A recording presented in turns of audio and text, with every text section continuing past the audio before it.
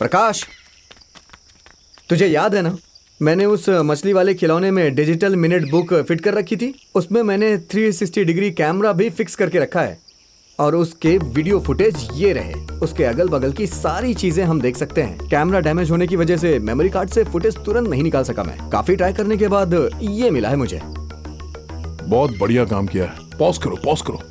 काफी बड़ा प्लान देखा किया क्या प्लान किया? चोपड़ा। कौन चोपड़ा? क्लारा ने उसके बारे में बताया था मुझे। वो वैसी वाली फिल्में बनाता है। क्लारा को मिलना पड़ेगा। पेरूवल किसान संघ के लिए हमने बातचीत की और उसके बाद हमने ये निर्णय लिया कि हम अपने जमीन को बेचने के लिए बिल्कुल तैयार हैं। हमें अपनी जमीन वीएम ग्रुप को देने में कोई परेशानी नहीं है।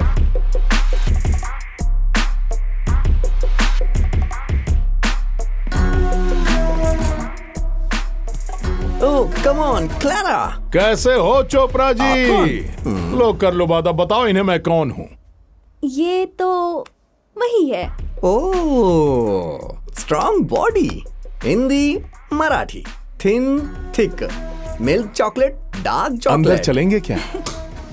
हम जो भी फिल्में बनाते हैं उसमें सबसे जरूरी हमारी कहानी होती है। शॉर्ट ऐसे ओपन होगा। बहुत अच्छा किया। प्रकाश, मुझे तुम्हारा चेहरा दिखाई नहीं दे रहा। मेरे चेहरे पर किसका चेहरा लगा? No fight, you are romantic, love and peace. से चीज। छोड़ दो बहुत दर्द हो रहा है। अरे बहुत दर्द हो रहा है। अरे उंगली टूट जाएगी मेरी। आई लॉकर को उठाओ जल्दी। चलो उठाओ जल्दी। आराम से संभाल के ले चल ऊपर। हाँ जल्दी आराम से। इतनी बड़ी तादाद में आप लोग आओगे मैंने सोचा नहीं था। मैंने मेरा बायोमेट्रिक आइडिया दिया हुआ है। आप अपने कागजात देकर रजिस्ट्री की पैसे मिल जाएंगे।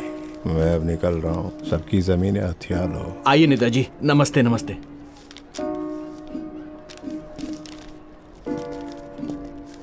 आप सहमत हो? साहब हमें 20 लाख रुपए दे रहे हैं, इसलिए मैं सहमत हूँ। बायोमेट्रिक वहाँ देकर जाना। आप आइए। यहाँ पर साइन करो जल्दी से।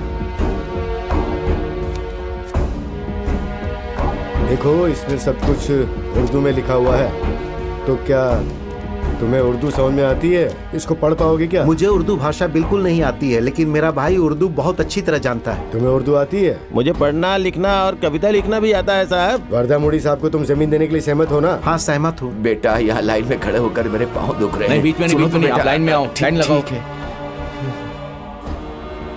बेटा क्या मैं यहाँ पर खड़ा हो सकता हूँ? अरे चाचा जी लाइन में आइए। लाइन में। आपका नाम बताइए। Jennifer Joseph. अरे आप लाइन में आओ ना, क्यों बीच में घुस रहे हो? पैसे को गिनती करके डालो। चलो ये लो।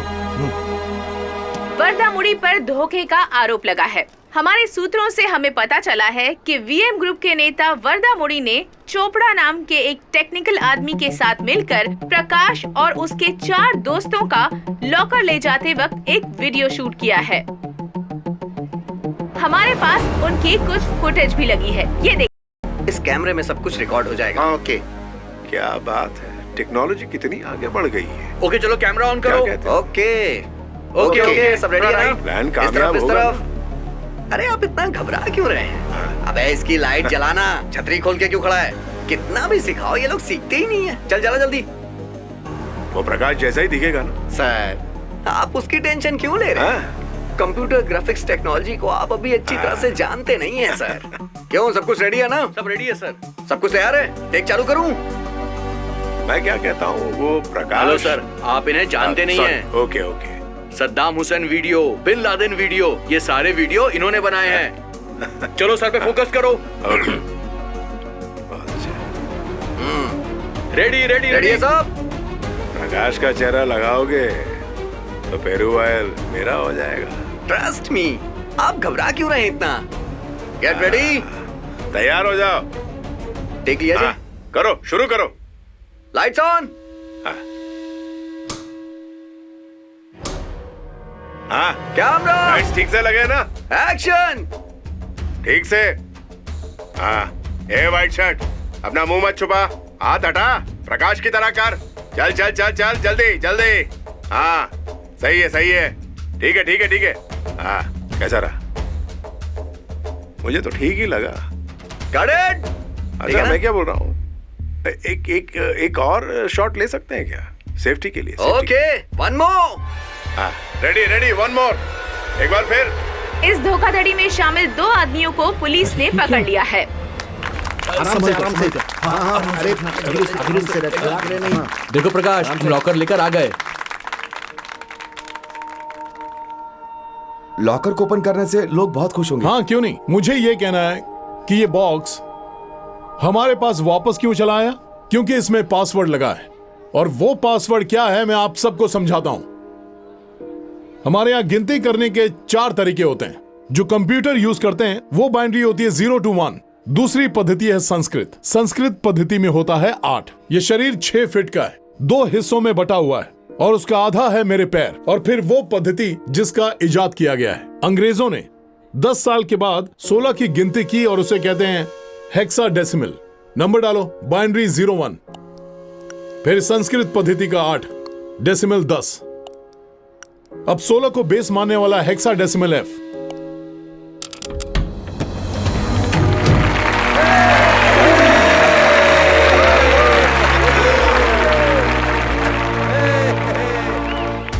कहाँ है रे? 303 कहाँ चले गए सब लोग? आओ सब लोग। क्या हुआ सर? क्या हुआ सर? हमसे कोई गलती हो रही है, चलो। हाँ?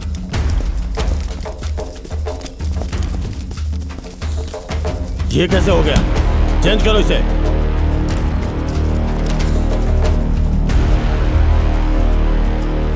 हमें इतिहास और देश के बारे में बहुत ही कम जानकारी होती है, इसीलिए सब कंफ्यूजन। अंग्रेजों को टैक्स देने के लिए बहुत सारी जमीन धोखेबाज जमींदारों के हाथ लग गई और वो सारी जमीनें उन लोगों ने अपने रिश्तेदार, दोस्त और नजदीकी लोगों में बांट दी। इसे कहते थे इनामदारी पद्धति। फर्ज करो कि ये धोखेबाज जमींदार का दोस्त है और इन्हें 500 एकड़ जमीन देनी। वो कहां से देंगे जमीन? गरीब किसान की जमीन छीनकर उसे दे देंगे। तो हमारे मद्रास प्रेसिडेंसी के अंदर लगभग 400 गांव थे।